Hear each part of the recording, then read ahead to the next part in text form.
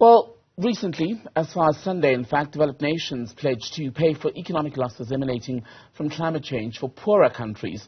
This was announced at the recent UN Climate Change Summit, which wrapped up in Egypt. Let's talk about what this actually means with Sbu Nyathi from the organization Ubuntu-nomics. A very good afternoon to you, Sbu. Thank you for your time.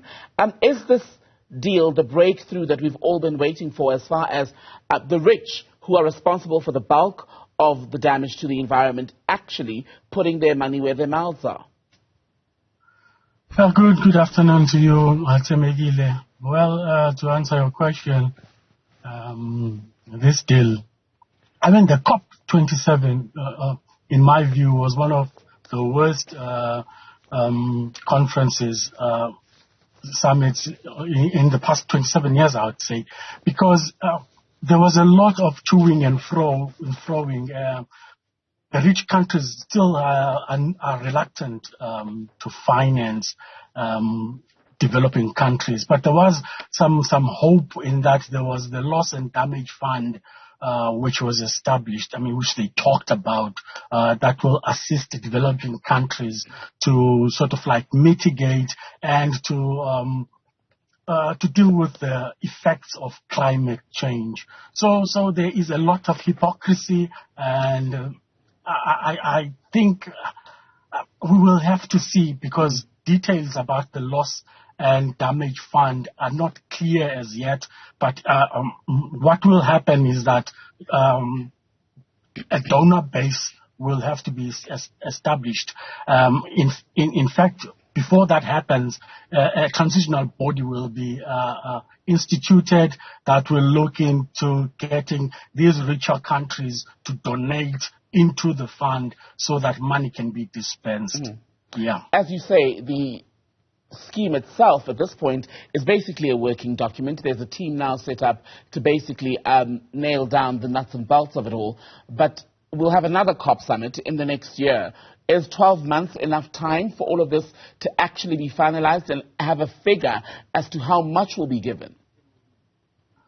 I think the transitional body, they say that the transitional body will work with existing arrangements. There are existing funding arrangements, things like debt relief mechanisms, and they will lean on development banks to sort of like finance the entire thing. But the main thing is that the rich countries will have to donate, and that's where the problem lies, because, as you know, Europe and the US have sort of like gone back on their promises.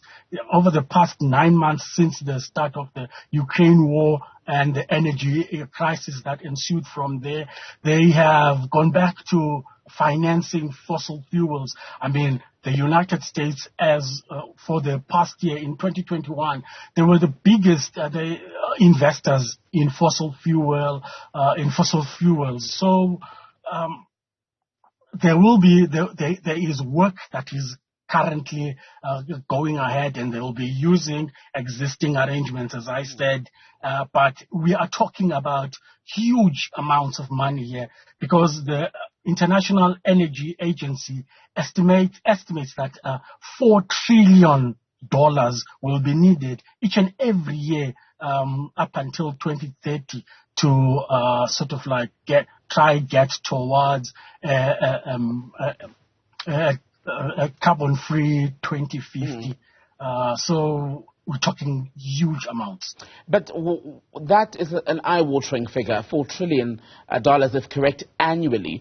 And as you were just alluding to, many of these countries are themselves dealing with domestic problems, in part because of the invasion of Ukraine by Russia and the European sanctions, American sanctions against Russian interests, which have now led to an energy crisis within their borders as well. So you have to wonder where they're going to find enough financing for $4 trillion annually, if that is indeed the final figure.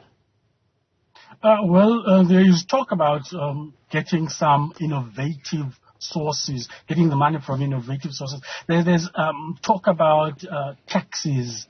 Maybe they will tax. There'll be a tax on fuels, and then there'll be a tax on aviation and shipping. so they can get money from those sources. Also, there is talk about transforming the global financial system, and multilateral development banks have to come in. But what we saw at COP27 is that the main thing that they introduced is the private sector coming in a big way to take up most of